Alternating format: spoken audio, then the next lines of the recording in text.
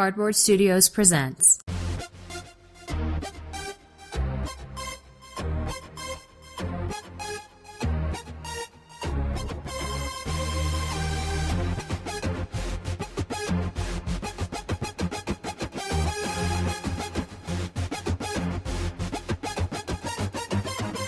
Heavy Cardboard, Episode 22, Worker Placement. Coming to you from the home of HeavyCon 2015, Denver, Colorado. Welcome to Heavy Cardboard, where we talk medium-heavy strategy board games, war games, 18X. No, really, we will. And other related topics in the board gaming hobby. We're your hosts. I am Tony. I'm Edward. I really do want to get into some 18XX, man. And some war games. I almost bought 1830, but I know you have it. Yeah. So yeah, we will get into these. Play. I promise. We will, guys. Before we get into what we anticipate to be a really fun and thought-provoking episode, let's remind everyone that our wonderful sponsor is Game Surplus. They are great people, and they have a terrific reputation and an awesome inventory of games. A lot of imports, hard-to-find games. Give them a check on www.gamesurplus.com. And usually every Friday I'm out there tweeting about what's coming, what they're going to be stocking later on that day. So if you follow us on Twitter, you are going to be probably the first ones to hear about any of those hot new imports that they're going to be getting, especially with convention season kicking off. It's a good time to check it out. Tell them Heavy Cardboard sent you too, though. So to get in touch with us, follow us on Twitter at Heavy Cardboard. Facebook, Heavy Cardboard. Email us, heavycardboard@gmail.com. Hit us up on the website, heavycardboard.com.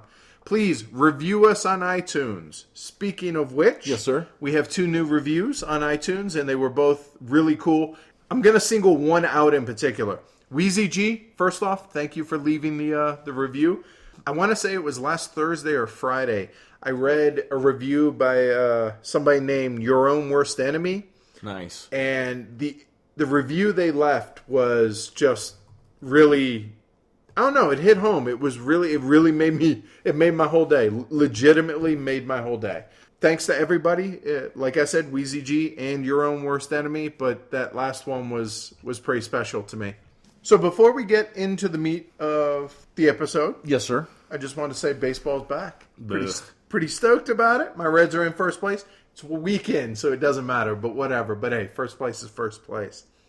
And I'm sorry that your boys are out there golfing now, but my Canucks are getting ready to start the playoffs against the Flames on Wednesday. We're recording this on Monday. Wednesday is the first playoff game. Well, I'm pretty excited about it. 2 things I guess I'll say about that. Number 1 is the Avalanche did go out well. They beat 3 playoff teams. They did. To finish the season. They did not lay down, which I was surprised. And hockey playoffs are the best playoffs. Oh, it does. Whether you're a hockey fan or not, Stanley Cup playoffs are as good as it gets. And my favorite thing in sports, legitimately, even before I was a hockey fan, at the end of the series, these guys have been beating their brains in hard. Yeah, I mean, throwing down, just trying to kill one another. Yet at the end of the series, they get in the line, shake hands, give each other props, and keep it professional and gentlemanly, I guess, almost. And it's something you don't see in the pros. You see in college, but you don't see in the pros in any other sport but hockey. And I think it's classy. I dig it. I really, really dig it. Agreed, sir. So we've been challenged by the guys over on Punching Cardboard on their podcast to do a little 3x3 gaming challenge. Yes. So that's play 3 different games, 3 times each by Memorial Day weekend, which also happens to be the weekend of HeavyCon, so maybe we can finish it up then. Exactly. Tony made a list. I made 2 lists. I made one to play with Tony, one to play with Amanda.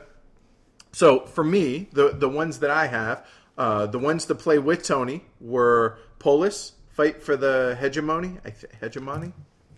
Let's go with that. Let's go with Polis. All right, so we got Polis. That's awesome. Through the Ages, which you still have not played. I desperately want to. And it's arguably my favorite game, so it needs to get played. Really? All right. And last, because we really are trying to play war games, yes, at least 3 sessions of Blocks in the East. To which I said, bull, and you said, no, there's some short scenarios. Yeah, so. There are some, not the full game.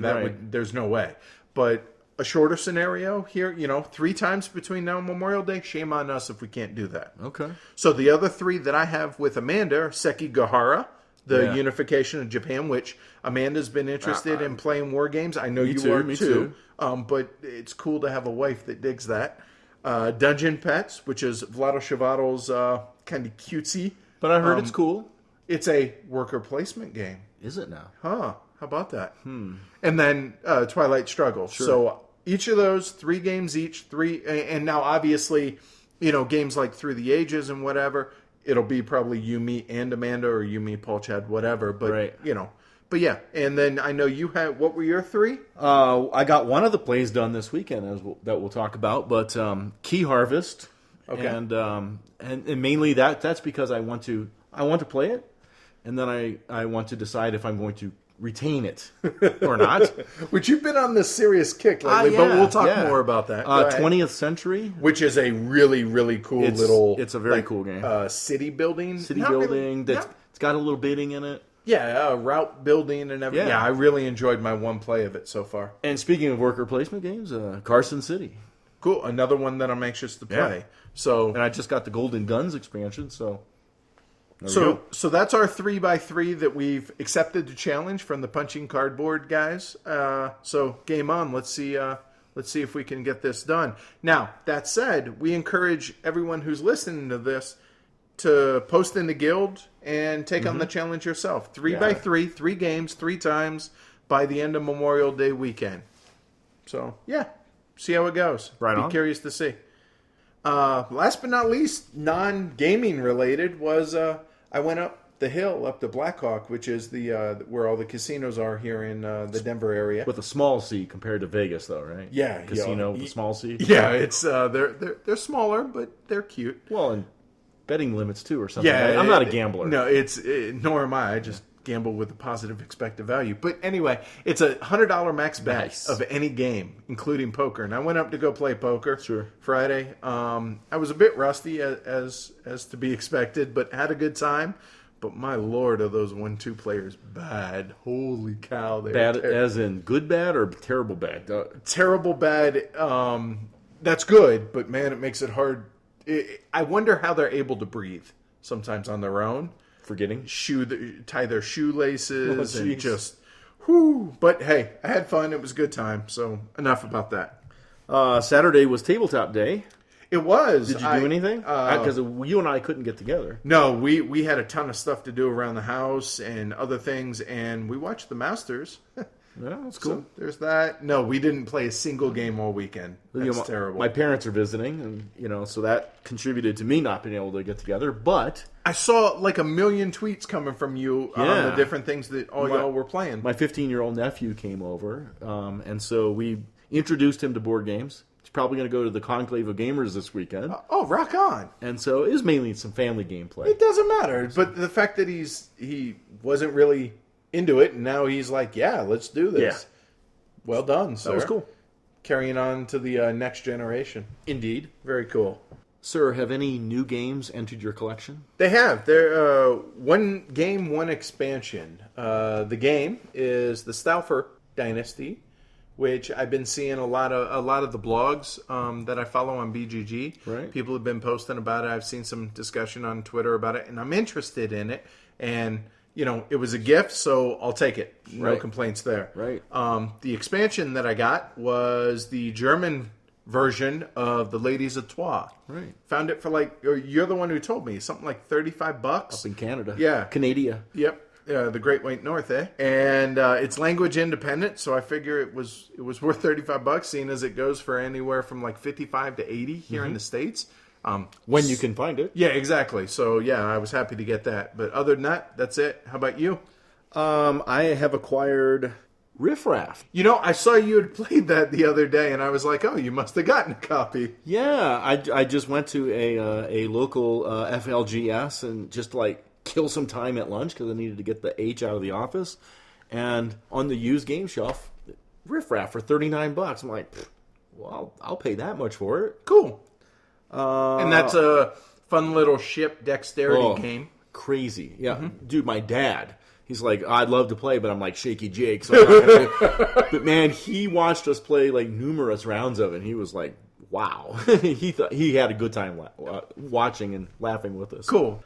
I also acquired my own copy of Automobile, as the factories and things should be coming in this week, I hope. So. I wouldn't know, because I wasn't offered to, Sorry. maybe go in on that order with you. That's fine. See how it is. Well, there is one bit of good news, maybe for your wife, but instead of orange, there will be purple. Do you see the look on my face? Does that get me factories? No. No. Okay, Semper one way. Okay, I got you. Uh-huh. I also acquired, and this I did offer to you. You did, yes. So you're okay. You're batting 500. Yes, I acquired the German version. Well, it's not here yet. I ordered it from Amazon DE, the German version of Marco Polo. Okay. Yeah, the English version is Voyages of Marco Polo, and I'm like, Voyage? But the German version is In the Footsteps of, and so I think that's more appropriate anyway. Same game. You're saying just the name's yeah, different? Okay, yeah. The gotcha. name is different in German and English. And this way, I paid $5 less, including shipping, than the Z-Man advertised MSRP, and you don't have to wait. I don't know. August, September. They said Of second quarter of 2017, this year, but maybe? we know Z-Man is not, Yeah, Z-Man pumped, is shall we say?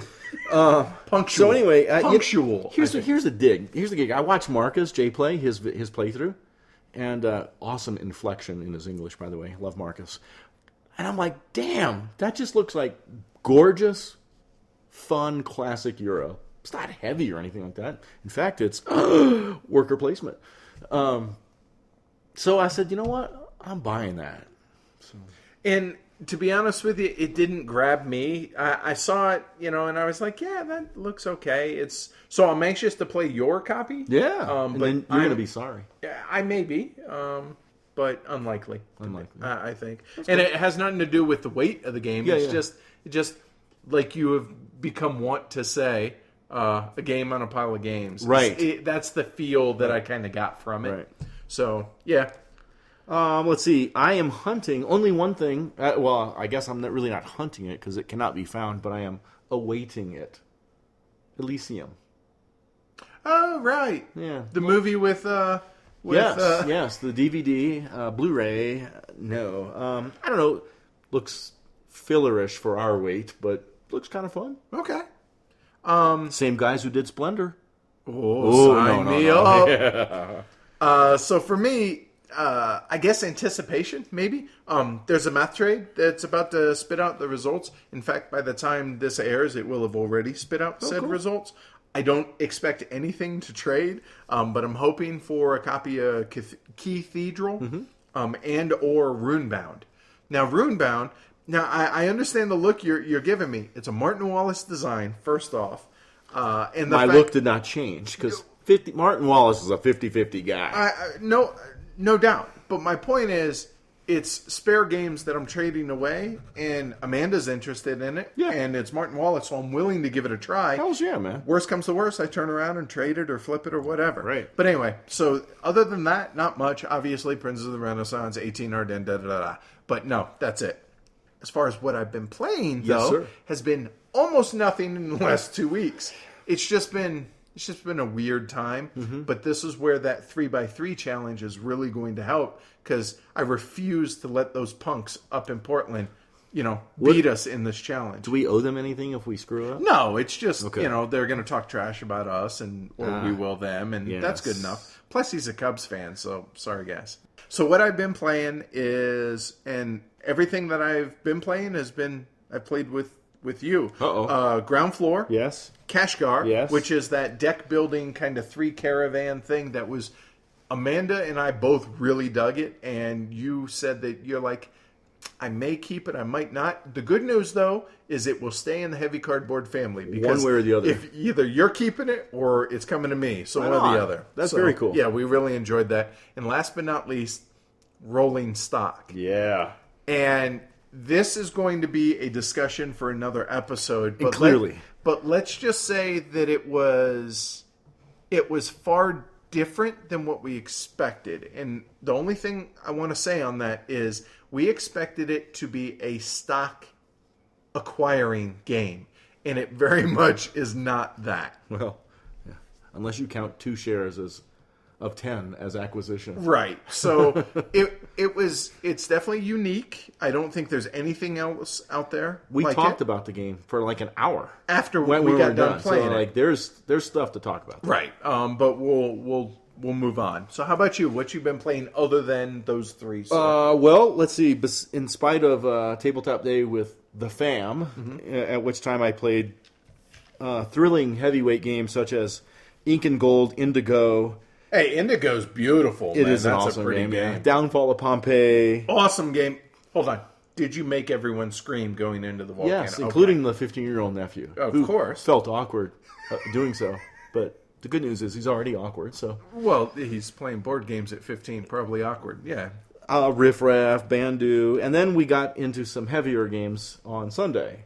Before you get into Yes. that, speaking of Bandu, saw a couple of our followers on Twitter, hey, look, I just got convinced again by Heavy Cardboard to buy this. And that is the one game that I feel everybody should own, is Bandu. I totally agree. We played a variant of a variant. So Okay, in the so rule does book, that there are make it several base? different variants, Okay, right? right. And we played the one where you don't bid to refuse, you bid to possess. But when you win the bid, you can keep the piece or give it to someone. Oh, so you're bidding to win it, but not necessarily to win it for you. Right. So if you really want to stick it to somebody who's, 2 players over, you can do that. So you're Interesting. encouraged to bid. But here's the twist that we put on it. The Closed economy? Right. So the person that was offering it Yeah. would accept the money if they didn't. So the money stays in the game. Right. Well, if the bidder bought it, the money would go out of the game. Right. Really interesting. Cool. Yeah. It was fun, right? Yeah. All right, good. So then the heavier games we got Viticulture, which is heavier than those anyway. Zhanguo and Carson City played. Cool. It was a fun weekend. Did you play with the expansion on Carson City or no? Yes, we did. And We initial thoughts, good or bad? Yeah, it's more character choices. Many of them would be terrific in like a full 5-player game or a 4-player game. So some of the new characters we didn't really use Because it wouldn't play right with the player count. right. Gotcha. Okay. Cool. well, we used them. They were not selected. Yeah, fair enough. Cool. So without further ado, Take a drink. Heavy Cardboard takes on Worker Placement. Worker placement games. What are they? What makes them special? What are some of our favorites? And what are some excellent implementations, or at least in our opinion, regardless of what we think of the game? That's where we're coming from tonight. Obviously, and we'll preface this one time and one time only. This is our opinion of this stuff. There is no hard, fast rule. Right. So if you don't like it, A, tough, or B, holler at us. Let us Post in know. the guild. Yeah, post on the guild. Email us, tweet. Let us know what you think, if you think we're right or wrong. So let's begin by defining, again, like you said, in our opinion, what a worker placement game is. And I think any attempts that we make here, like you said, are going to be futile, right? Because everyone's got their opinions. There's going to be disagreements. Designers are going to keep pushing the envelopes. I think a worker placement game is where you roll a dice and move. No, wait. The name comes from implementations where the worker is a thematic worker, I believe. Right. It was originally used in it's credited as originally being used in 1998 in Keywood, which is the second game in the Key family, in the family of games by Richard Breeze. Followed closely the year after by Bus by the Splatterfellas, and then made famous, though, 7 years after the fact, 2005, Ryan Sturm's favorite, Caylus. So right off the bat, in my opinion, I think I prefer the term action drafting. It's, to me, a more succinct definition, and in my opinion, it's the highest and best use of the term worker placement, because that worker placement term has become so muddy, I think. When I was doing research for this, this took hours of research for all this, but when I was going through, and I must have had 20 tabs open on my browser because I was going through reading different people's opinions, and that's all they were, is just opinion. There is no hard, fast rule saying, okay, this is what a worker placement game is or what the mechanic represents. And so anything that we say or anyone else, BGG as a whole, their wiki, anything, it's just opinion. But with that said, we think we've nailed it down what we feel good about our interpretation of what it is. And so going forward, I guess we should say that when we say worker placement, we actually mean action drafting. Yeah, that's what it conjures up to you and I. Right. So we put our heads together and we came up with the heavy cardboard definition of action drafting. How about that? Yeah, it's a 3-part definition. So, or I should say that in order for a game to be classified as action drafting, i.e. worker placement, it must have all 3 of these criteria. Criteria number 1. It allows the players to competitively and sequentially draft gameplay actions using a finite number of pawns that represent some thematic resource like time, workers, capability, whatever. And competitively means that all, or at least the lion's share of the actions, are available for drafting by all the players. Although some games offer the ability to have or acquire exclusive actions. And those actions can be executed immediately or in some form of resolution phase. Right. There's some argument about whether or not those have to be... That's fine. Either or. Point number 2. By drafting an action with my pawn placement, I am either denying the subsequent drafting of that action by other players, or I'm making it more costly for them to also draft that action, preferably by paying the expense directly to me, or my pawn occupies the best spot available for the action, leaving only lesser capabilities available for my opponents. In other words, blocking or at least making it more expensive is a key component to the game being called worker placement or action drafting. Variant number 1 might be of making things more expensive would be, hey, you went there, you owe me $1, or like in Caylus, you owe me a victory point. Right. Or at Bora, you make me use one of my workers type thing. For payment. Right. Right. Variant number 2 would be like, I feel like a worker's market, where the worker pawn is also a form of currency. So the demand for the action, me taking that action, is actually driving up the cost of taking the action by other players. Basically, you just spelled out what is in Keyflower. Sure. Right. And others. Right. Point number 3. The number of pawns that I possess each turn is directly related to the game engine I have constructed through play, or and it's less preferred this way, but the game provides a finite number of pawns per player. Often a game will feature an asymmetric count of pawns between players, i.e. something like Dominant Species or Florenza among a million Ground others. Floor. Right. I like that in a game. Yeah. So those are our 3 points. Basically, competitive and sequentially drafting. There must be a blocking or denying or making it more expensive for subsequent placement. And the number of pawns available are finite and preferably related to gameplay. Right. So now, that's our definition. Yes. So for a game to be a worker placement or action drafting, and I'm not going to keep quantifying that, I'll probably say worker placement just because I'm in that habit. Yeah. And Tony will probably be saying action drafting. Just understand, we're talking the same thing. Yes. All right. So with that said, there were a couple of things that I came up with that I don't know necessarily the correct answer on, and so I want to present them to you and see what you think. I don't know if I'll have the correct answer. Sure. Well, no. We'll have an opinion. So, we're talking about competitively and sequentially drafting of actions. Yes, sir. Right? Yes, sir. Must there be a common board or menu from which the players choose their actions? Well, I think there has to be that or something near to that because of the word competitively. If you have these actions and I have these actions, where's the competition? Okay. That's more like action selection. So I think there needs to be some form of a common board. You? Yeah, I do. I really do. And there are a few games in particular that I really struggled with on whether or not they really were worker placement games or not, which we'll get into here as we go along. But in the end, I do think that there must be some sort of communal area in which that competition takes place. You know, and you mentioned the exclusive actions, right? So it's not just a communal board, right? Like there's this communal board where we're playing competitively, but if I build this building that only I can place in or whatever, I mean, and that's a small percentage of the game, that'd be fine. You know, ground floor, I can build rooms that only I can go or your into. floors that you're actually building in Right. ground. Right, exactly. Totally agree. So one other question that came to mind when we were going through, making this definition, must all the pawns be of the same value? I.e., if your pawns, and notice we're not using the word workers. Yeah. Pawns, generic, whatever that thing is. So, like dice, must those all be the same value? Me? Yeah.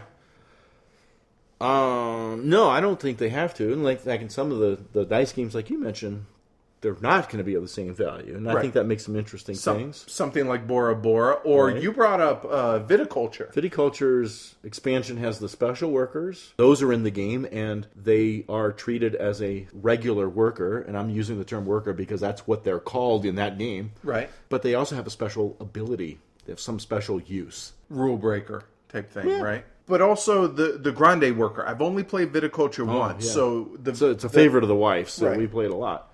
Last night, we polished off a bottle of wine and played Viticulture. Good Malbec from Argentina. Does everybody have their own Grande Everybody worker? has one Grande worker. And those are different than the regular workers, Yeah. right? So they are different. Because he's the anti-blocker.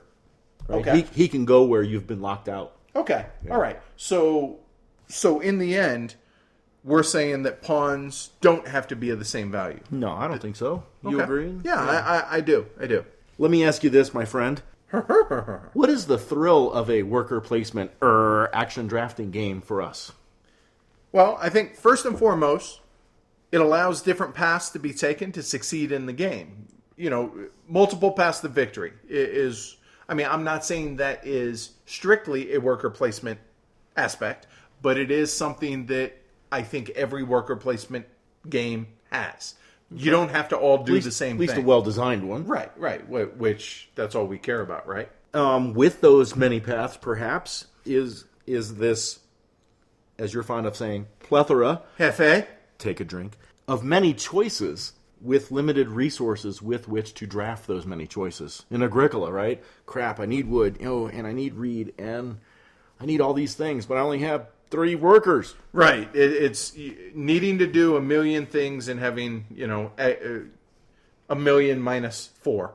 Right. So yeah, I think that's another, it's that, and that kind of rolls into kind of that tension or that stress that a game like Agricola provides, that you and I feed off of, that we crave, we need, we want, we desire in a worker placement game. Yeah. Or honestly, that kind of tension we want in all games, but That's why we like that blocking and stuff, because it aids that, it embeds that. exactly. And not only that, but it forces you to prioritize both what you want and or need and what your opponents need.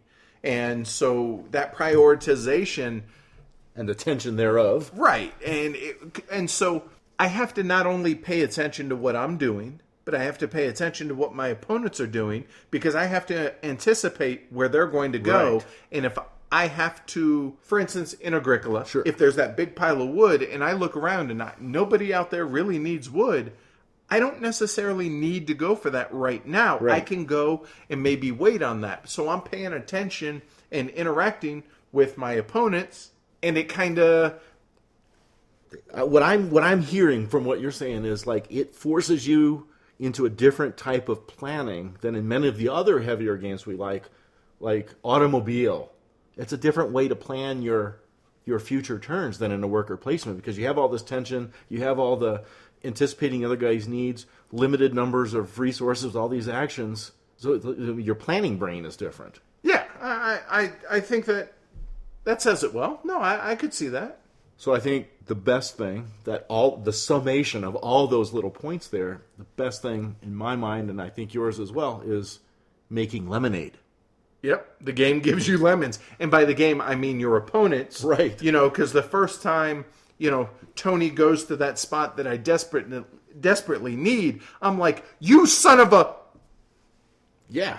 And there's that interaction. And I grin. Right. And so now I'm like, well, crap. Okay, what am I going to do now? Okay, so that prioritization I thought I had planned out, that didn't work out so well. Okay, Right. so now I have to punt, and I need to figure out a new way to go about getting from A to Q. Better make some lemonade. Exactly. And yeah, we absolutely love that, having to change on the that I guess, like I said, that interaction, the way you're playing the game is going to directly impact the way I'm able to play my game. And especially if, when we're after the same things, that's going to be a really brutal interaction too. Totally agree.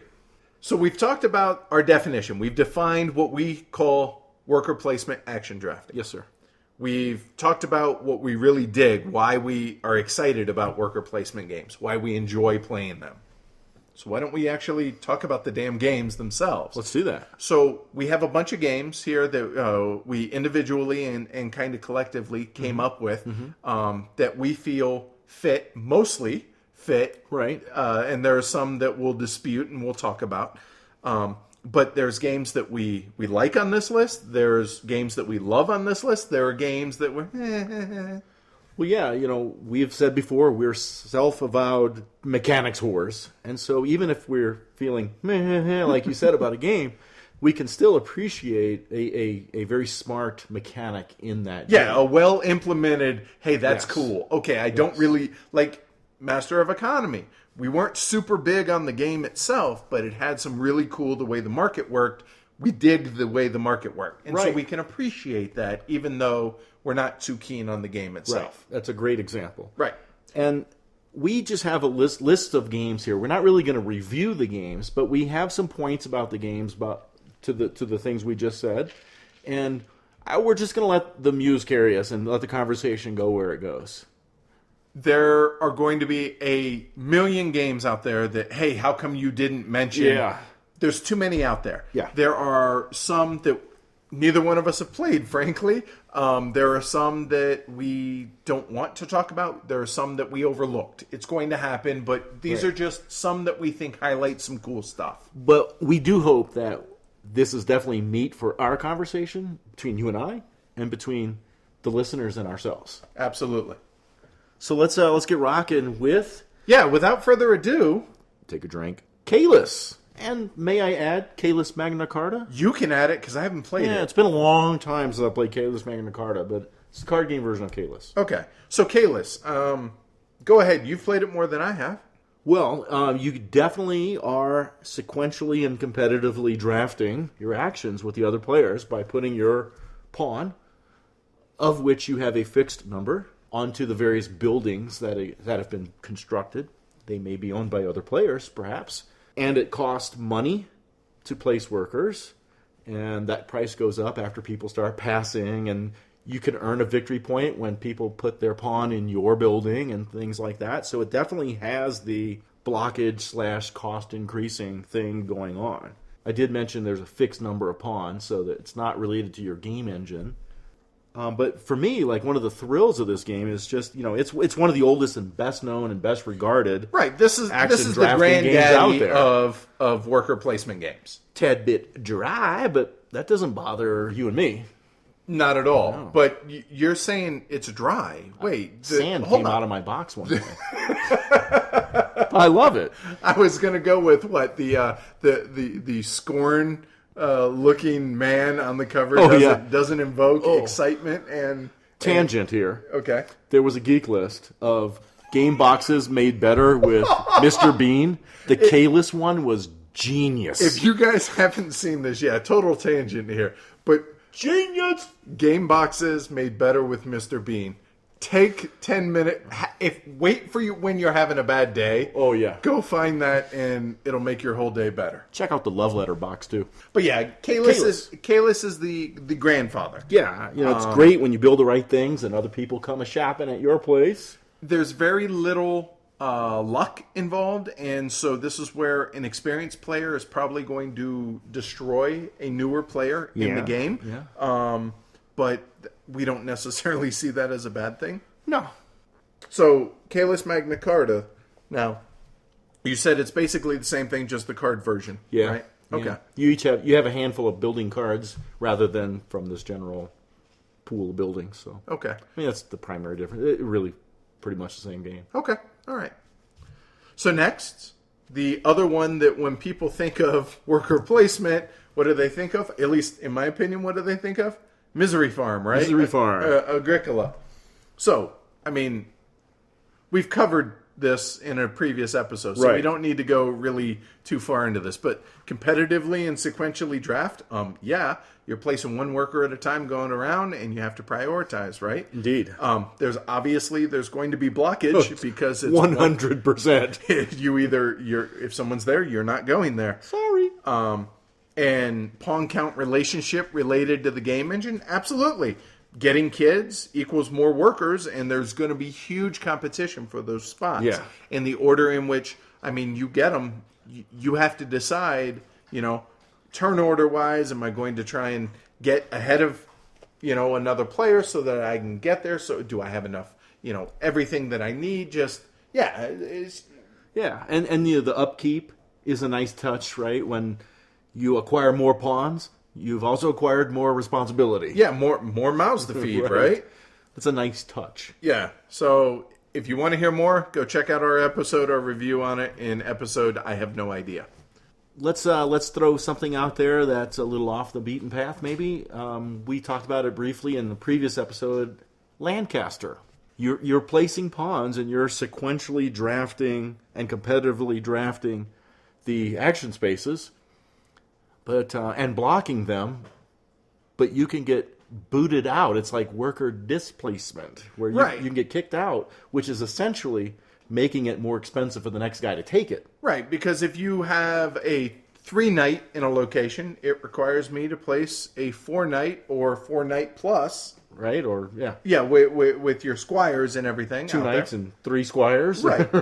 So, exactly, you've made it more expensive for your opponents to be able to go onto that place, and there might even be some bluffing involved. Yeah, misdirection. Right, so you see somebody else might want that spot. You go there, you make them waste a higher, a higher... Knight. A stronger pawn. There you go. So, yeah. Because this is a game where the pawns are not of equal strength. Because you can acquire a 4 strength, a 3 strength, a couple of 2s, and 4 1 strength knights. So like what you were saying earlier about do the pawns have to be of equal value, this is a game where they're not of equal value, and it's critical to the play. Right, and it totally makes sense, both thematically as well as for the gameplay. And you are in control of the number of pawns and the strength of those pawns as the game goes on, because your pawns are representing your army, their knights, and you can add to your army, and you can, I guess, in effect, train your knights to be stronger, so you can turn a 2 into a 3, etc. So let me ask you, though, on that same note, worker placement, there is action drafting, but would you call this worker placement, or is it an offshoot in the worker displacement aspect? I think it's action drafting. Because even though I can be displaced, that's kind of a mix, I think, between the blocking and the more expensive. I went there with my 2. You just booted me out of there with my 3. So effectively, you blocked me with your 3. Sorry. Right, you're right. But effectively, you just blocked me, but I made it more expensive for you to go there. So it's weirdly cool, I think. Yeah, no, and that's a perfect example of an offshoot of a worker placement that isn't that a designer came up with, that it's worker placement, but it's a variation of it. So next, I have arguably one of my favorite games. I bet I know what it is then. Dominant Species. So it's worker placement meets area control. Yeah. You're competitively and sequentially drafting, so you have your action pawns or your APs. Everyone starts with the same amount. However, through the domination cards that come out, some players may gain, some players may lose some of those action pawns, so you're going to have different number of action pawns. It's not really through the engine you built, because you're not building an engine, but it is going to be based on the card play and the order in which the cards come out. But there's definitely blockage. Well, not really so much blockage, but there is cost increase in a sense that there's a fixed number of action spots in which to go. They from one to 6. Right. And if there's only 2 spots and the first 2 people go there, guess what? No one else is going there. Right. Or if I go there, it goes around the table and I take the second spot and I locked it up, I get both of them. And the reason it's going to be a cost increase, in a sense, is there's going to be less choice for the player who's second, third, fourth in line from which to choose from. So that's kind of that cost increase.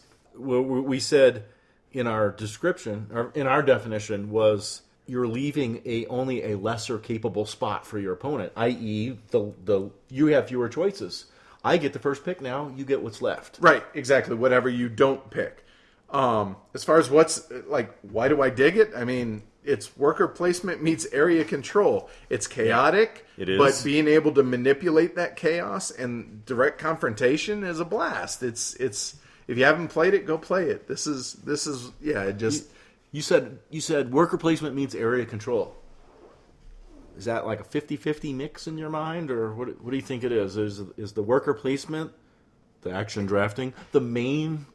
No, I'd say truly it's 50-50 because the action drafting of the worker placement part, you're in phase 1, you're going to be placing out your APs on the board or on the eyeball spots. Right. I love that they're called APs. And they, appropriate. And then in the second phase, you're going to resolve those top to bottom, left to right. And then there's going to be the area majority and area control game that those workers or those APs that you had planned out your turn with, as everyone puts it out there, it's going to change the dynamic of the board. Right. So you can't have one without the other. And I would say it's purely 50-50 in this respect. Yeah, it's awesome. Dominant Species is fantastic. Yeah. So what you have for us next? How about Fields of Arla? It's a 2-player worker placement / action drafting game by Rosenberg. Or solo. Or solo. Right. Fair enough. Mm-hmm. Wow, how do you competitively draft against yourself? I haven't played it solo, but that's interesting. That's it. So let's talk about it and come back to this. That's actually a really damn interesting question. So, Fields of Arla. Fields of Arla is definitely competitively and sequentially drafting. It's me and you, red and yellow, at the table. Which is appropriate, Which is definitely appropriate. But hey, if I go there, you're not going there. So there is blocking in this game. There are some workarounds. Work around that a little bit, so it's not as tight as, say, Agricola. But it's more. Well, neither is Caverna, but it's still the same idea. Absolutely. Because where you're going, I can't, and vice versa. So there's blocking. Absolutely. You do have a fixed number of pawns. This is it. You get that number. That's what you got. The whole game, every turn. You don't lose them. They're not blocked or occupied or anything like that. So what's the thrill of this game? I think it's the typical Uwe Rosenberg goodness, and I really dig that it's 2-player focused too. Lots of paths through the game, like you mentioned in an earlier segment of our show here, which, again, lessens some of the blocking in itself. Yeah, because there's workarounds like maybe I'm not really worrying about going that... Like, I'm not worried that you block that spot. You make all the linen you want. Right. I'm making fur. Right, exactly. Yeah. And I really dig that winter and summer have a different set of actions in the main anyway. There's a small bit of overlap, and the end of round resolution, the way those change as well between winter and summer, I think is pretty cool. Yeah. So going back to this, and this is part of that free forum that we were talking about. Right. I've never played it solo, but you have. I played it solo a 3 months ago. Okay, so is it an action drafting game still, or a worker placement game still, as a solo game? Might be worker placement, but I don't think it's action drafting, because I'm not competing with anyone. I can take whatever actions I want. The object of the game is to score higher points every time you play. Do you get penalized for taking more actions? Are there a set number of turns? No, it's really kind of like... It's a way to learn how to play the game, really. Like, how many points did you score? Oh, so you're just trying to be more efficient. Yeah. Okay. So, interesting. But you're not competing against... You're competing against your former plays, perhaps. but the actual actions, you're not blocked. No. So that's interesting. As a 2-player game, it's a worker placement / action drafting. Competitive, selective, sequential, I mean. But as a solo game, it's not. No. Curious. Huh. I dig that. Once I let my left hand place half of the pawns. What do you have? What's next on your list, dude? Maybe one of the most unique, mechanically, literally, games on our list, and that'd be Tzolk'in, the Mayan calendar. I mean, obviously, it has the wheel, the gears, right? Right. Pawns get off on different places where they get on it, based on the time, every time you advance that gear.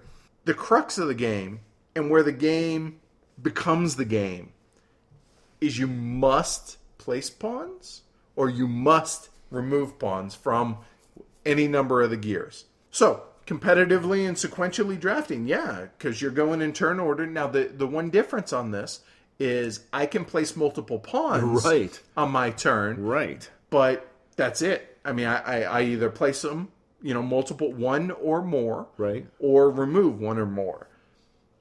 And that is cool, because that adds a different twist on that competitive. Like, how many do you have available? You only have 2, so at worst, you can only screw me twice. Right, as opposed if you're next in turn. Right. Because that blockage comes in, there is sort of blockage. And I say sort of because you're just making it more expensive for the next person, because they can always pay to go on to the next spot on the wheel or on a certain gear, but they have to pay higher than they would have via corn. Right. And yeah, so I mean, that's textbook number 2. The interesting thing of that was that really that puts them then in front of you, so they're quicker to the more juicier actions when they jump off the wheel too. So pawns, you start the game with 4. You can draft a particular action. You can draft an action to place a pawn on a wheel that when you turn it a certain degree, you can get off where you can get more workers. Like having babies in Agricola. You can choose to have more workers. Yeah, an action that gives you more actions in the future. Right. But yeah, I mean, what's a thrill? The gears are... I was worried when the game was being talked about, before it actually came out, and I'm not alone in this. A lot of people were thinking, is it a gimmick? Is it just, oh, that's cool, whatever. Come to find out, no, it's actually a legit mechanic. It's solid. That time mechanic really, really works really well. And it's just, there's that agony of decisions and that tension of having to place or remove, and not being able to be like, you know what, I'll pass and just let them ride. You can't do that. I love the occasion when it makes sense to turn the wheel twice. Yep. That's awesome. So that's Tzolk'in, the Mayan calendar. What you got next? I guess I'm going to be on a Rosenberg bent here for a second. Okay. Aura et Labora. Yeah, so this is going to start a little run of games that I really had a hard time figuring out whether or not they fit. Okay. So there's going to be a run of 3 games that we're fixing to talk about. The first of which is Aura et Labora. Go ahead. Well, I mean, it's certainly a game that contains an action drafting mechanic, right? Every player has 3 clergymen, one of which is a prior who has a little special whatever. He's a felon. He's a felon. He's got priors. He has priors. And there's actions you can take in the game without ever touching the action drafting. I can fell trees in my land. I can cut peat. I can build a building if I have the resources to do so. But I do think it's an action drafting game because I cannot ever do anything of any value to win the game and score points without using my pawns, without using my clergymen, or without using yours occasionally too. But on that same note, and this is the game specifically that I had in mind when I asked you back when we were making talking about the definition about, does there need to be a common board or a common area in which there's a competition for worker spots? Right. And this is the example in which there is no common board. Oh, but I think there is. Okay, I'm all ears. Because I built these buildings on my land. You built those buildings on your land. Let's say it's a 2-player game. That's the board. I can pay you to use your workers on your buildings. All right, so you're saying I'm not that excluded from anything you built. unless I've already taken that action, which then It's you've been blocked. Right. Actually, that makes a lot of sense. Okay. And like I said, when I was going through this, doing all prepping for the show and everything, this was one of the real big hangups I had, was this game, and one of 3 games that we're going to talk about. But when you put it like that the common board is everybody's individual board, because you can pay me either wine or gold. Or whiskey, depending on what side you're playing. You can pay me. So, we go and drink, and one of my workers goes onto my board, and you get to do the action. To be technically accurate, I can pay you money to do that, or together we can drink wine and I can throw it out of the game. You don't get it. We quote unquote share it, which is awesome. Yeah, we go. So basically, you're not earning anything, but you are costing me a victory point for having done such a great job of building a building that I want. And that's probably better put than I did. Yeah, I agree. So But it's cool that there's that choice. Do I pay you or do I lose a victory point? Right. So you're going to be losing it one way or the other. Yeah. Though.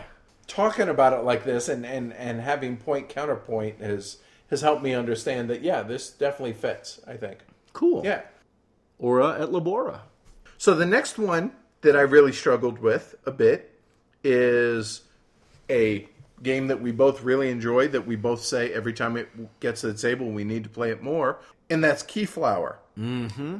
And I'll be honest, I'm not sure if it fits. The reason I say that is your workers, your meeples, okay, and whatever you want to call them, there are different colors. And you're going to use these different colors to set the price on different tiles in which you're going to be bidding on. So they're actually currency. Those meeples are not only workers, but they're also currency. And so if it's currency, then that means it's actually a bidding game or an auction game. But at the same time, you have, whenever you go and take an action, and I can go and use your tiles, I can use his tiles, I can use, Paul Chad's, Amanda's, my own. You can use the tiles that have not yet been claimed by anyone. Right. And I can do that by placing one worker if I'm the first one there. Yes, sir. Okay. So are we competitively and sequentially drafting? Yes. We're taking actions one at a time going around. Okay. Is there blockage or cost increase? Okay. So if I'm the first one to go onto a tile, whether it's one that's still being bid on or one within our own villages, but anyone's free to use it, it costs one worker.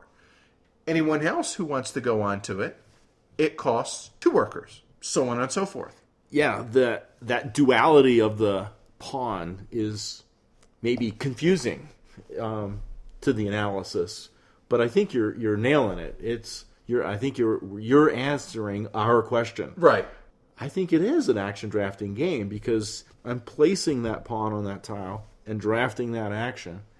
Now I'm costing you 2 pawns, and here's an interesting twist in Keyflower. If I place the red one, now you got to place red. I don't know. I maybe this is, in a sense, bear with me, that meshing of mechanics. So like in Dominant Species, you have that area control / worker placement coming together. Here, you have an auction or bidding mechanic along with that worker placement mechanic and kind of seamlessly integrated. So by that rationale, I think a legitimate case could be made that it's a worker placement action drafting game, and it's primarily a auction or bidding game as well. I think you could call it either both. Yeah, either and or both. Well, let me ask you 2 questions before you decide. Okay. Question number 1. How do you get workers in Keyflower? You bid on a boat? Sure. And you get the workers that are on the boat, the little meeple guys, the pawns. Right. Or by constructing buildings in my village, and I entice you to put your workers there. And then you get to keep those at the end of the round. Right. Right. Okay. Is that a game engine and stuff like that? I feel like it is. I would say, I guess if you're enticing your opponents. Right. Like in Aura. hey, you've enticed me to give you a coin. Right, to be able to come and use my building, or in this case, my tile, whatever. Right. It might be a bit of a stretch, but I think, again, it's such a non-specific, and even as specific as we were, I still feel like there is some gray. Yeah. I think it's okay to say a game is two things. Yeah. It's action drafting and bidding. But let me ask you this. There's a similar game with a mechanic where you bid with pawns like that. Spurium. I don't think it's an action drafting game at all, because there's no action drafting. Right, but it's the same mechanic as one of the mechanics in Keyflower. But it's missing the other half. Ah, yes. All right. I agree with you, sir. All right, so in the end, are we in agreement? The Keyflower, yes, is a action drafting worker placement game? Keyflower, yes, is an action drafting game. With bidding.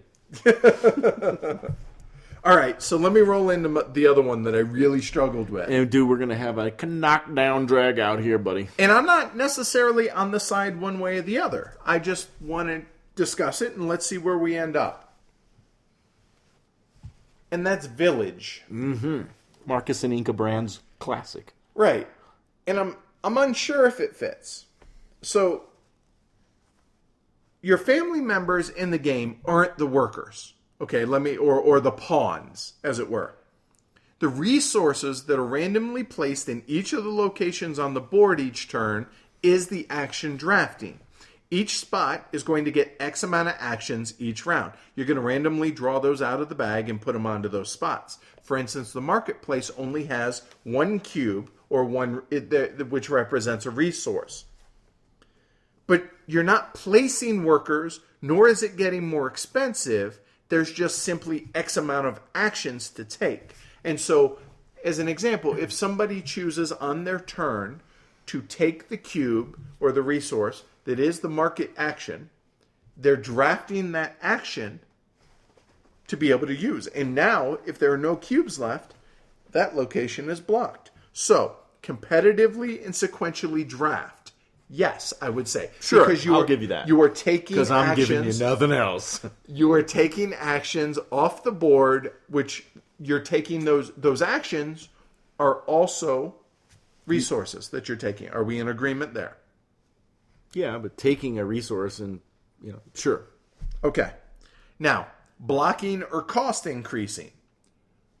To this, it gets a little bit more, I'm not sure. Because blocking, if you're leaving less opportunity for your opponents to be able to take that action. So if a location has four resource cubes, and I take one, now there's only 3 left that people can play or can take, because you cannot take that action anymore, right? Unless you spend 3 resources of the same color gold, to be able to take that action. Right. So are you really blocking me? I mean, yeah, I can mitigate that blocking with, like you just said, 3 cubes.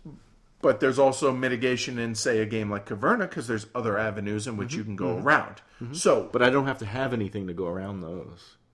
Maybe you have to have a worker. Maybe that's a strong point. Well, you have to have a worker in that case. Sure. So, blockage, I would say you're at least reducing the amount of workers that could go there, or reducing the amount of actions that can be taken in that location that turn.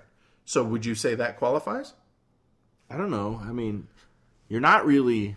There's no, lesser actions, too, But another game that we're going to talk about, like Madeira, is the exact same thing, because I'm placing a die. You see what I'm saying? Well, yeah, but... I don't know. Again, muddy worker placement. If you ask me, it's not, because it's not a pawn that I have in my possession that I've generated from the game or the game has given me to go use by physically placing it on the board. But it's the exact opposite. The game is That's right. It's the opposite. Right. It's not it. It is the opposite of it. But see, it is black. It is white.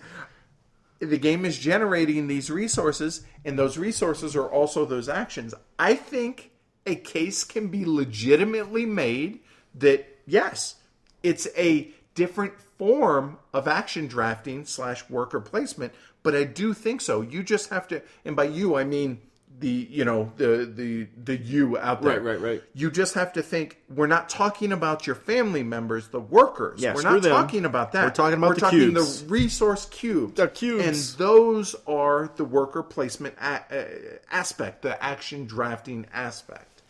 I think it fits. I think you're still taking back medication. So you think hold on, you're agreeing, but once we get to the end, you're saying no. No, I just don't think it's an action drafting game, and I'm gonna predicate that on. I totally understand your points, and it's really close and muddy, but I don't have any pawns that I'm placing to draft those actions. Okay, so just to make sure it's clear in my head, I have to have some sort of token or of something, a card, a meeple, a cube, a fill in the blank, in which I have to go out and place on the board to lock up or make more expensive or whatever a location. And that location provides me an action. That's what my head says. And see, I think this is those designers kind of pushing the envelope and pushing it and kind of skewing it a little bit, crumpling to where it. it's the same idea, just in a different order. Sure. And so I think it applies, but this is probably the closest one. Are any of our listeners attorneys? Because we could really use your assistance. No, with this game. And I'm curious. I think this might be the game that is the biggest point of contention with the listeners. I'm curious to take.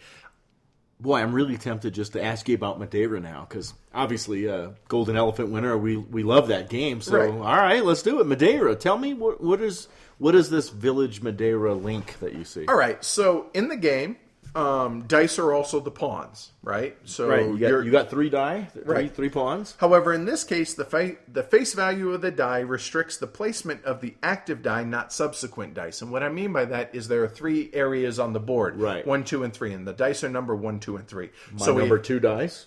You can place it in 1 and 2, or you can pay a resource, which is bread, to be able to go into the 3 area.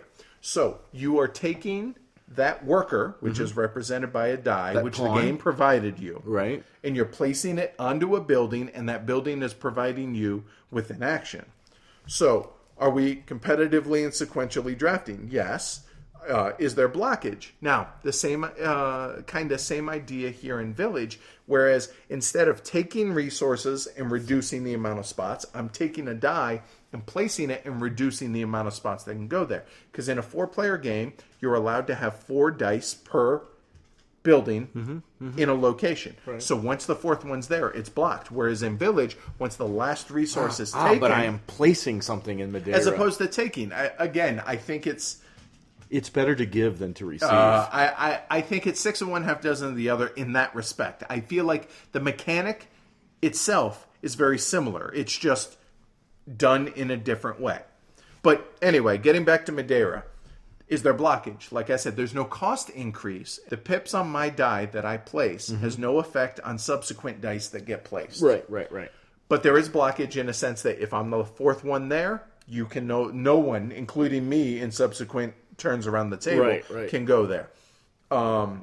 Is there a pawn count relationship related to the game engine? No. Everyone's going to get 3. There are the pirate dice, however. Right. But so you're going to be able to get more actions if you have workers in the city watch in which you can then discard those to be able to use those pirate dice. Black dice. So I guess in a sense, yes, I would say the engine, if I'm putting up workers into the city watch, that's giving me the availability to be able to take more action. So yeah, I would say yes on that. And those black dice could actually cause a bit of a cost to other players that have a presence in that building, because they're going to provide more pirates. Potentially. You know what's also cool though about the dice is, and again back to the point you made earlier about like the varied values. What's really cool is all the dice get rolled and put on the board, and then in player order, you select which batch of dice you want. That's really cool. Yeah, it was our game of the year for 2013. It was the Golden Elephant. Look at that. I'm all happy talking about Madeira. So if you guys want to hear more, obviously go listen to episode 1. I know that because it was episode 1. That's right, man. So, and that's Madeira. So what you got next? Well, let's stick with the theme of like the spaces available, and let's talk about one of my wife's favorites, Viticulture. Okay. Okay, and I totally enjoy this game too. Asterisk here with the Tuscany expansion. Okay. Tangent. Last night, Matt won the game. I finished second on a tiebreaker over my wife. She actually did not win a game of Viticulture. That's unheard of. I know. It had to be the wine. So yeah, Viticulture. It has a number of spaces available for each action that can be drafted based on player count. And when you place your pawn, you are taking up one of those spaces and potentially a small bonus given by one of the spaces in each action. So if I go here, I get a coin, or I go here, I get a card, or whatever. Sorry, you don't. You should have got there before me. Sure, right. So diminished rewards. Diminished. Oh, yes, that's the perfect phrase, man. That's the perfect phrase. So you are competitively and sequentially drafting actions with your pawns. By the way, those pawns are directly related, I guess, in a way, to your game engine, because you can draft an action that allows you to pay for the training of an additional worker. Mm-hmm. And there is that grande worker, too, that you have, which is the get-out-of-jail-free worker. Right. You're not blocking. You're blocking the rest of my workers. You're not blocking him. Right. So it's a bit of a workaround. For us, the game gets a lot of play at our house because it's very pleasant. It's a fun way to pass some time. It's now, I think, a good game for what it is with the expansion. I always appreciate a thematic reason to imbibe some wine. Well, yeah. Viticulture. So, all right. So let's go a little bit later from there. Let's talk, entry-level games. Good idea, man. Gateway games. And we each have one. And it's funny that you thought of one, and I have never played it. And I thought of one, and I don't even know if you've played it. I've never played it. All right. So the one I have is Lords of Waterdeep. In my opinion, is the quintessential gateway game, period. Not just for worker placement, but gateway game. The end. Okay. But it also is the perfect gateway game, in my opinion, to worker placement, action select, or action drafting. It's simple and pure worker placement. All you're doing is you have your workers, your agents, and you're going out and you place them on the board, and most of the locations have room for one worker. You place him there, that's it. You get that resource. You're getting clerics or wizards, i.e. orange or white cubes or whatever color cubes. So is there blockage? Absolutely, because, again, most of the locations only have one spot. Even Gotcha. the ones that have multiple spots, once those spots are full, that's it. No one else is going there. There are a couple of workaround buildings that may get built, but they might not in the game. There's not really too much of like a pawn count relationship, like a way to gain extra pawns or lose them in the game. You just start with a fixed number? Yeah, and then halfway through the game, everybody gets an extra one. Oh, okay. Although there are a couple of, I think the ambassador, and I forget what the other ones, but there are two neutral workers in the game, or neutral agents, that if certain buildings are built, or maybe if you get a certain quest completed, you might get that extra worker. Okay. But that's few and far between. Gotcha. As far as what's the thrill, I got to be honest, it really is the perfect gateway game, in my opinion. If you're looking to teach someone how to play an action drafting game, hard to argue with this. Yeah, definitely a big fan of Lords of Waterdeep for a gateway. Well, if we're going to stick on the gateway subject, my gateway worker placement action drafting game is Stone Age, which I've never played. And I put it on here because I think it's a very good implementation of this mechanic and variations on this mechanic to teach new gamers what this genre of game is all about. And there is competitive and sequential drafting of actions, and there's a couple of different kinds of actions. So there's some blockage, right? The hunt area can take as many workers as you want to throw out there to get food. But the main board actions are blocking. There can only be one or two workers being placed in some of those actions. And the resource areas that are critical to the game can only support a total of 7 workers. So if I go there at 4, only 3 more workers by other players are going to get in there. And the number of workers you put in there equates to the number of dice you're going to roll, and each resource is harder to acquire than the next one. So, for example, every 3 pips you roll on dice would get you 1 wood, but it takes 6 pips to get 1 gold. So it's teaching people the prioritization of the placement of their workers versus the potential payoff for that placement. Very cool. Very cool. All right.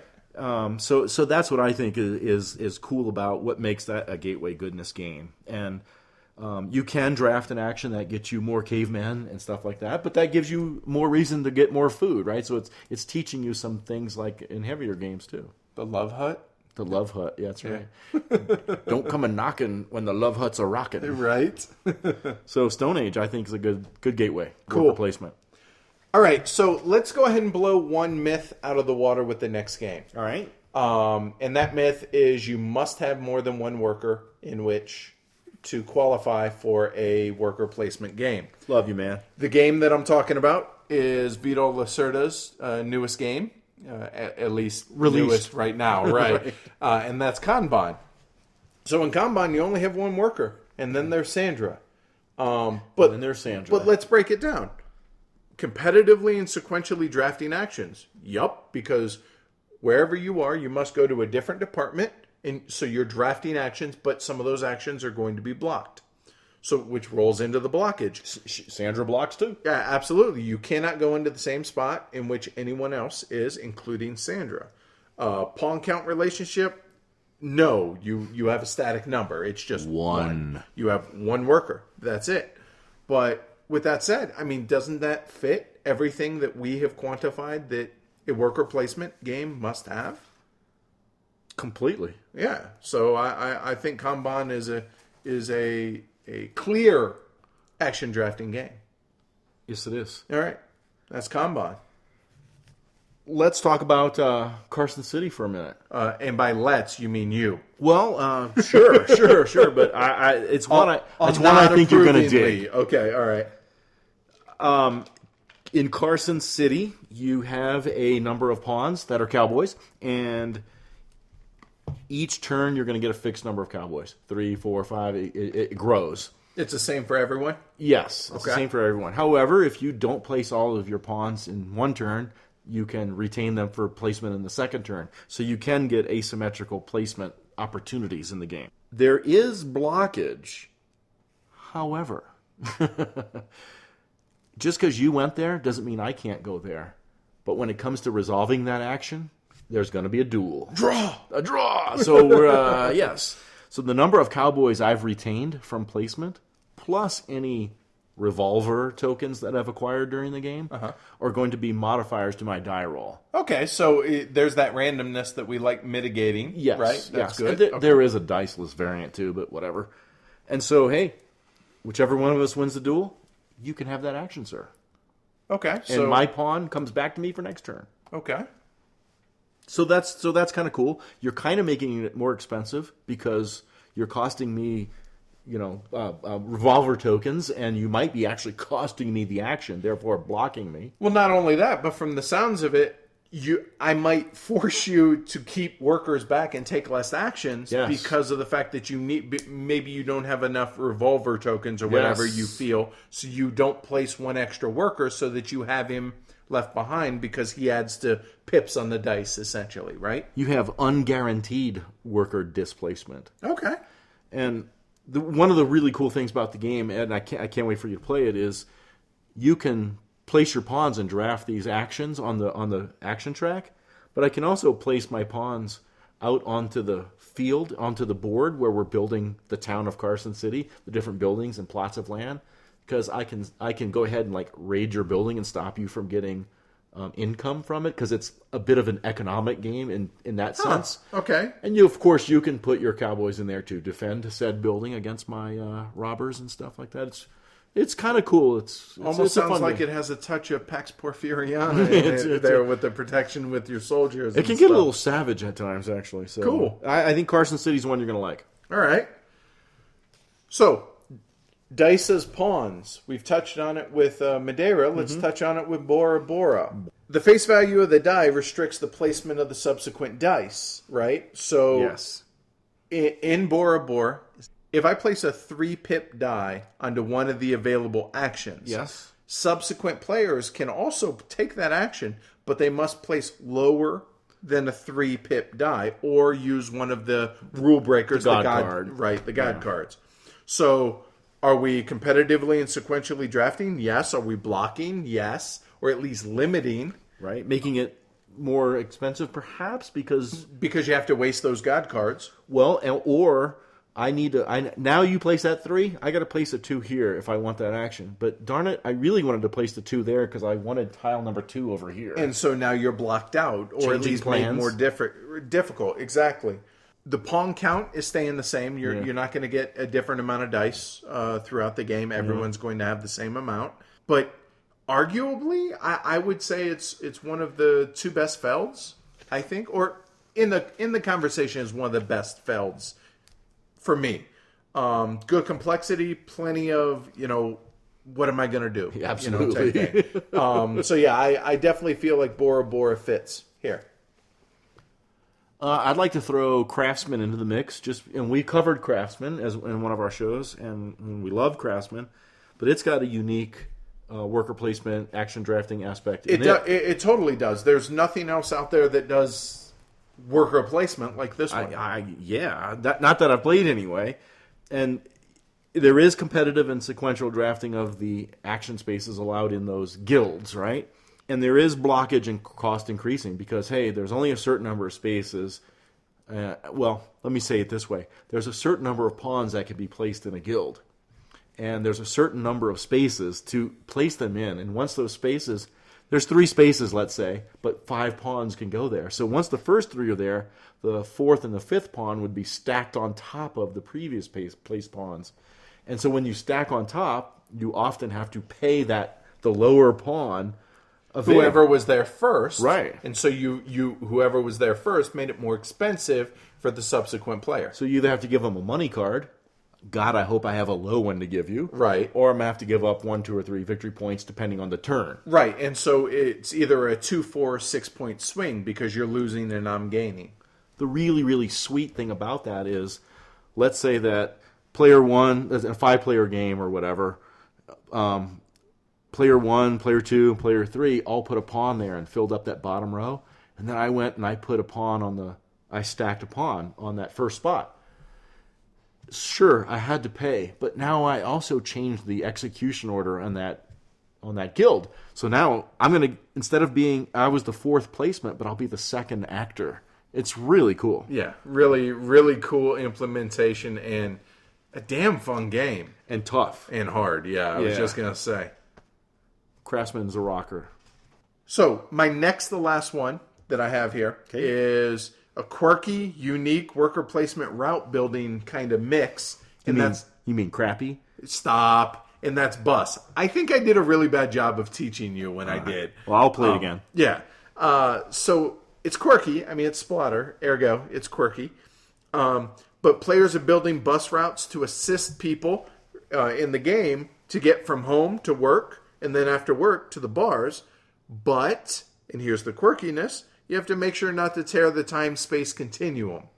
So the worker placement aspect, or the action drafting, is everyone has 20 cubes, or action pawns. And the way those are resolved is going to be left to right. But the resolution of some of the action tracks are flipped. Some of them go A to F, some of them go F to A. And so the way it's possible in which you may place one of your cubes, one of your finite amount of cubes, because they are one-time use.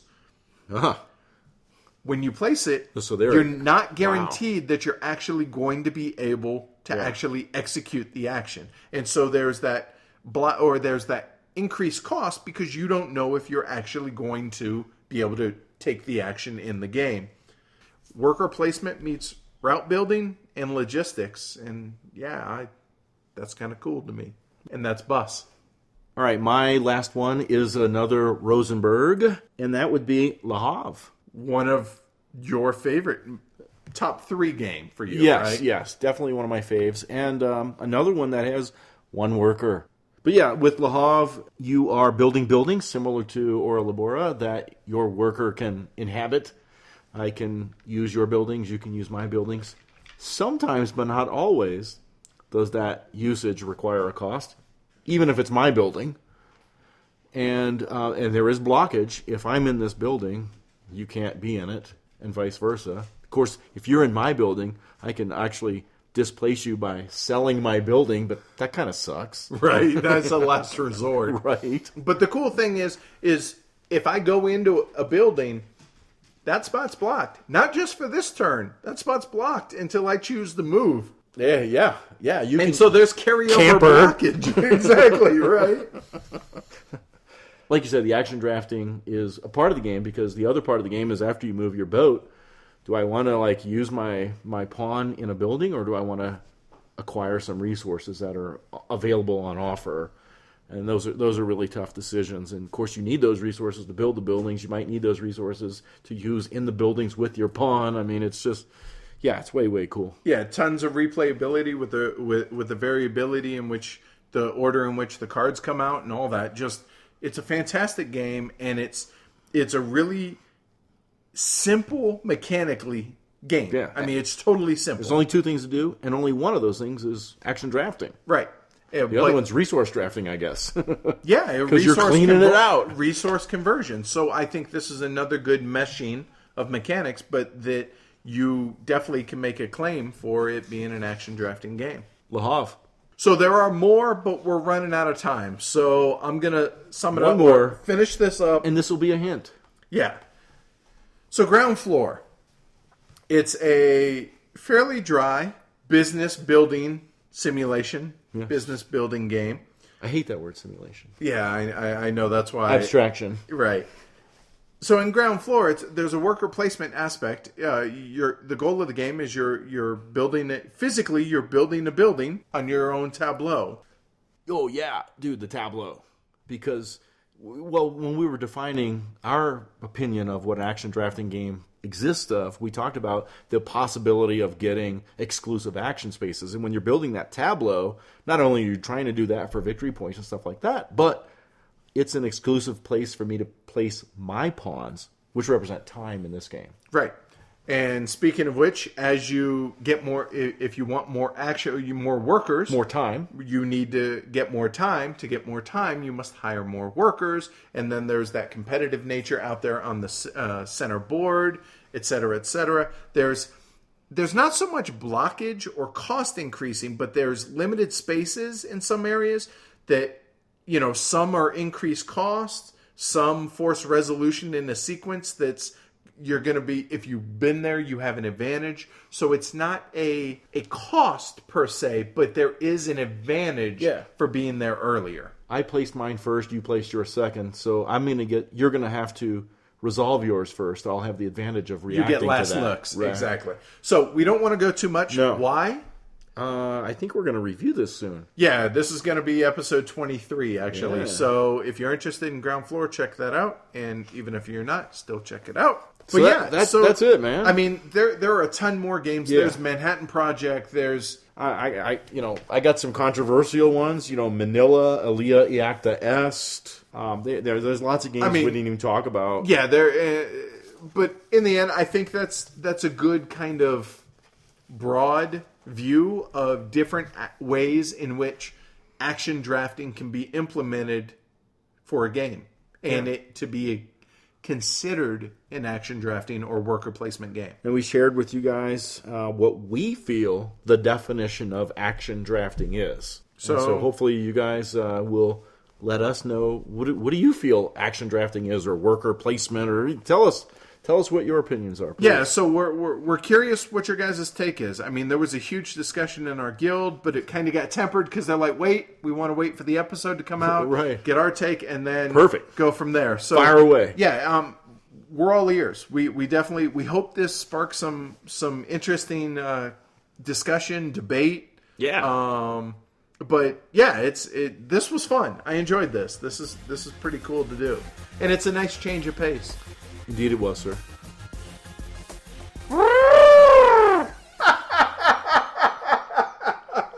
Ask the elephant. So JS asks, how excited are you of the new Splatter food chain magnet? Hella excited, obviously, even though we know very little about it. I know nothing. Other than the pics that I put in the Joran and Joris posted. Doesn't matter. I'm still stoked for it, and it's going to be a blind buy for me. All right, Brian P. Help me with this ongoing debate at my house. Is Trois a worker placement game? You place workers in various buildings. You get to roll dice for each of them. You place workers on cards, and you get to activate them. But the spots aren't really blocked since other players can go to the buildings or onto the cards. Blah, blah, blah. Arg, I can't decide. I don't feel like Trois is an action drafting game according to the definition that we laid out in this episode for us. It feels more like a real estate transaction to me. I'm going to put my quote-unquote worker, my pawn there, and I could actually get some victory points for doing so, which other subsequent placements may not get. I feel like I'm staking my claim that is giving me permission to use the action later when I feel like it. I'd have to agree with you, Tony. I don't really feel like it's a worker placement game. Just because you have a meeple and just because you place him somewhere and he does something physically on the board, that doesn't equate to worker placement or action drafting. I really don't. You know what, man? Brian is making me think of something. Maybe we missed something in our definition. And one of the definitions is at the end of the turn, your workers are swept away.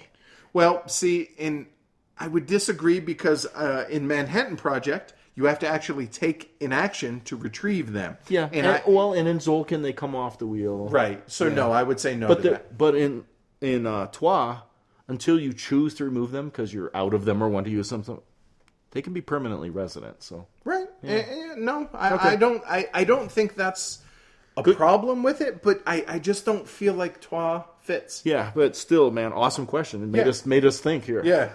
All right, so Chris asks, why is this Paul Chad guy called Paul Chad? What kind of double name is that?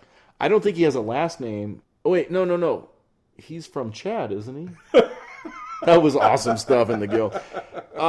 Well, Chris, it started off because our friend Chad is it's Chad Cook, and he's a bit of an introvert. And at first, he was like not really sure he wanted us to really mention his name or have him in any pictures or anything like that. And so I think the way it went was something like this. Like, you said Chad at the same time I said, let's call him Paul, and it just became Paul Chad. Right. Right. And so it's been a running joke now for, 10 months or whatever. Yeah. And the one joke about that, though, or one funny thing about that is Chad told us that we've been friends with him for a year, and we have a nickname that his friends that he's had for 20 years are now using. Yes, that was so cool. I think that's awesome. Seriously, Chad's one of the best people I know. He's absolute salt of the earth. Just, I'm fortunate enough to call him one of my best friends, and he's good people. You know, he is a like-minded gamer to the two of us in terms of the types of games he likes and the weight class of games that he prefers. And I really dig, after a good, well-fought game, that the conversation about the play afterwards with Chad. Well, he was part of that rolling stock discussion that took like an hour after the fact.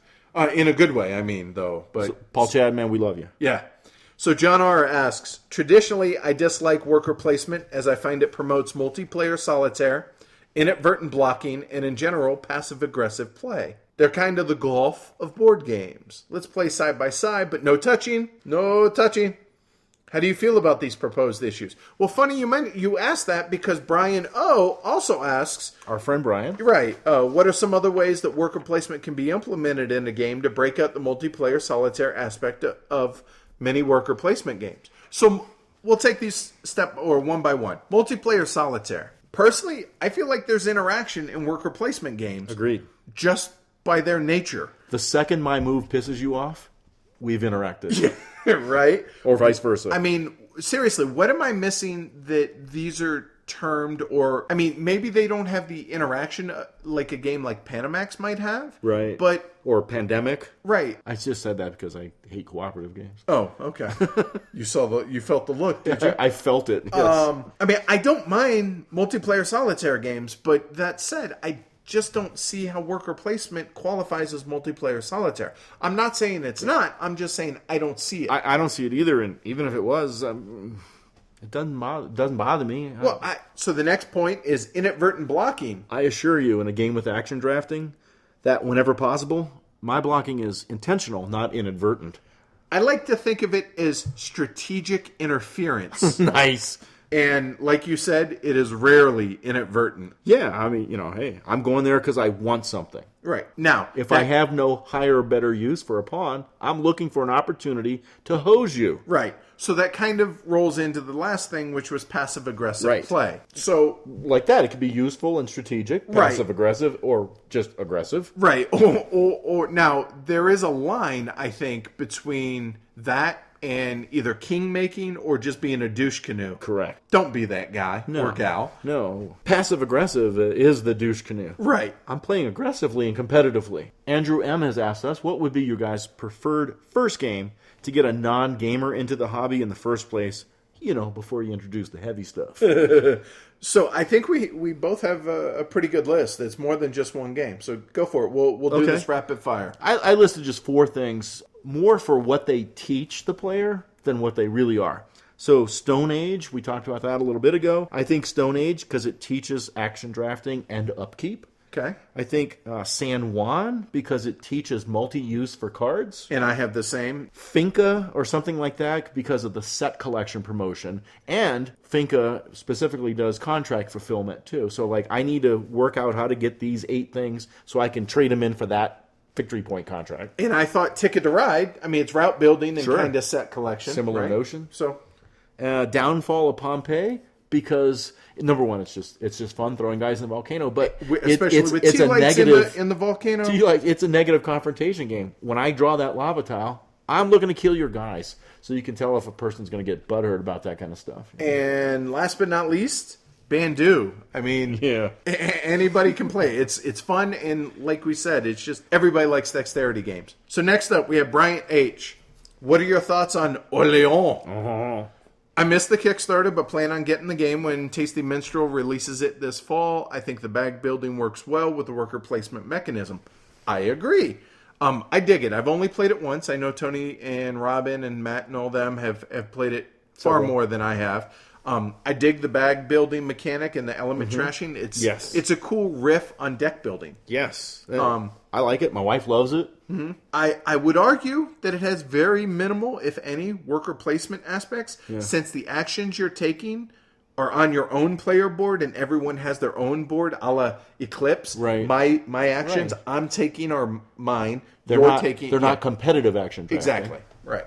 Michael M., when will you review Caylus? Hopefully this year. You include war games as a segment of interest for your podcast and your tagline, yet we have not enjoyed a single war game review, which has actually been some interesting guild conversation too. What has kept you from doing so? Is something in the making? And in that vein, what are your favorite war games? Multiplayer war games, he says. Well, first off, I did have a trailer once for Hammer of the Scots. Just throwing that out there. Yes. But yeah, you guys are right. It all comes down to time and our availability, to be honest. It's harder to get war games, especially multiplayer war games, to the table. Plus, to be honest with you, we have to have enough plays to be able to not sound ignorant about the game. And that's my biggest hesitation. The exact same thing could be said for 18XX games. Right. There are people that know these games far better than Tony or I would. And my biggest fear is to just sound like an absolute idiot. Yeah. And you can never be an idiot saying what you feel. True, but I want to have a strong enough base and enough experience with a certain game to be able to review it. And war games are just harder to get to the table. They take longer usually. And we're getting there. We're working on the time management aspect. My personal input on what you said was I would rather do some 18XX before a wargaming thing, because as a miniature wargamer, I'm kind of OD'd on war games, and that affects and tempers my excitement to get some of the things on the table. That said, there are some things that are definitely thrilling me and want to get on the table. Unconditional Surrender, because of the low density of counters. Both that and Supreme Commander. blocks in the insert geographical area here. Blocks in the East, blocks in the West, blocks in Africa, right? That would be awesome, especially like you're saying with some of the smaller scenarios, so we can really get something hammered out on the table. Just be patient. We will get to them. We promise, guys. David A. Has a plethora, Jefe, of questions. Take a drink. What do you consider the easiest and hardest worker placement games that you have ever played? For me, the easiest, Lords of Waterdeep. The hardest, Madeira. How about you? For me, Stone Age. Hardest, Agricola. Okay, interesting. I think that the mechanic itself isn't hard. It's just the environment that it can set up with the decisions and the tension that we talked about. That's what gets it hard. David A. also asked 3 other questions. First off, assuming they aren't the same, what's the hardest to learn? And this is where Agricola comes in for me. Oh. Probably due to I learned it super, super early on when I got into the hobby. Mm-hmm. And I was just like, what? What did I just do? Yeah, but it didn't scare me. Just it kicked my ass on trying to learn it. So how about you? Craftsmen. Just because, wow. It's a hard game. It's the way the actions are structured to be taken out of sequence and planning ahead. Purposely, yeah, right. It's a hard game. Okay, I like that. That's a good call. What was the single coolest mechanism you've ever used in a worker placement? So I guess I took this as the most unique or coolest implementation. So for me, it's a toss-up between the gears and Tzolk'in, right? Right. Or the workers as currency and workers in Keyflower. I think both of those are just mind-blowingly cool. I agree with you on the Tzolk'in gears. That's amazing. And I like what I mentioned in Craftsmen, how even though I was the 4th placement, I'm the 2nd actor, how even though I paid, I got to go a little sooner. It's an interesting little twist. Oh, it's fantastic. Yeah. Actually, had I thought about that, I may have put that in there. No, you had great choices. Last but not least, what percentage of a game's mechanisms has to be worker placement or action drafting for it to be considered worker placement, and do you consider there to be exceptions to the rule? You first, sir. I don't know. Maybe the word percentage throws me off a bit or whatever, but I think is the critical path of the game action drafting, like in Bora Bora. You're not getting anything done without using your clergyman, even though that's only part of the actions, 1/3 of the actions you can do. So I think that's a action drafting game. So I don't know about percentage. I think it's more like what's the critical parts. See, for me, kind of in the same vein, I guess. I don't think there's a hard, fast percentage of the game that must be worker placement or action drafting, but I do feel that it must be one of the main mechanics in the game. Kind of like how Dominant Species is worker placement / area control. With that said, I don't think there are any exceptions that need to be made. It's just, Is it a main mechanic? Yes. Right. Okay, it's worker placement at the end. That's pretty much a wrap. Yeah. Thanks for the questions, guys. Yeah, definitely enjoyed it. I'm so excited to see the guild conversations. I'm curious to see the feedback. No doubt, it's either going to be you guys. I joked on Twitter saying that I'm curious to see what rotten fruit gets thrown at us or what praise. So we'll see. Either way, it's perfectly wonderful. Yeah. Hey. What is it? Bad publicity? There is no such there's thing. There's no such thing as bad publicity. Yeah. But I mean, hey, no, there's never going to be 100% agreement on anything on this earth. For us, I think it's like heavy cardboard kicks ass. Heavy cardboard kicks. That's right. But I mean, for us, it's like let's put our opinion out there and let's have some conversation and shake hands and hey, let's play a game. Exactly. We're not the end all be all voice, but. Yeah, we put some work into it, and hopefully y'all are digging it. So hit us up on Twitter at Heavy Cardboard, Facebook Heavy Cardboard, email us heavycardboard@gmail.com, the website heavycardboard.com, and last but not least, review us on iTunes, please. Woohoo! We'll make sure to give you guys a shout out. And please visit www.gamesurplus.com. Velma and Amos are awesome guys with a great inventory. Check them out. Technically awesome gal and guy. Make sure you tell them Heavy Cardboard sent you. And we'll catch you guys in 3 weeks with episode 23. And if nothing changes, ground floor. Woohoo! Catch you all then. Bye.